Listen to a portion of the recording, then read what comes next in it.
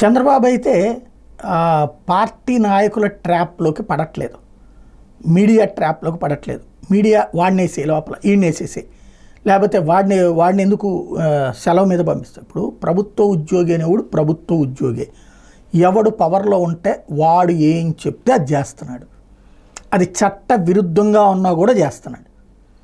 ఆ పాయింట్ని అడ్డం పెట్టుకుని ప్రభుత్వ ఉద్యోగులందరినీ కేసులు పెట్టాలి, జైళ్లలో పెట్టాలి, లేకపోతే కనుక వాళ్ళందరూ వైఎస్ఆర్ కాంగ్రెస్ పార్టీని ముద్ర వేయాలంటే ఇవాళ ఉన్న తెలుగుదేశం పార్టీకి సంబంధించినటువంటి ప్రభుత్వంలో ఉండేవాడు కూడా రేపు అదే భయపడతాడు కదా. ఈ భయం వల్ల రెండు సమస్యలు ఉంటాయి. ఒకటి, పని చేయడానికి వెనకాడతాడు, లేదా ఓవర్ కమిట్మెంట్ ఉన్నోడు కరప్షన్కి ఎక్కువ అలవాటు పడతాడు. అంటే రేపు పొద్దున మళ్ళీ మేము జైలు పాలవ్వాలి, కేసులు ఎదుర్కోవాలి, ఎందుకు వచ్చింది ఎంతో కొంత డబ్బులు ఇవ్వమని చెప్తాడు, లంచం ఎక్కువ తింటాడు.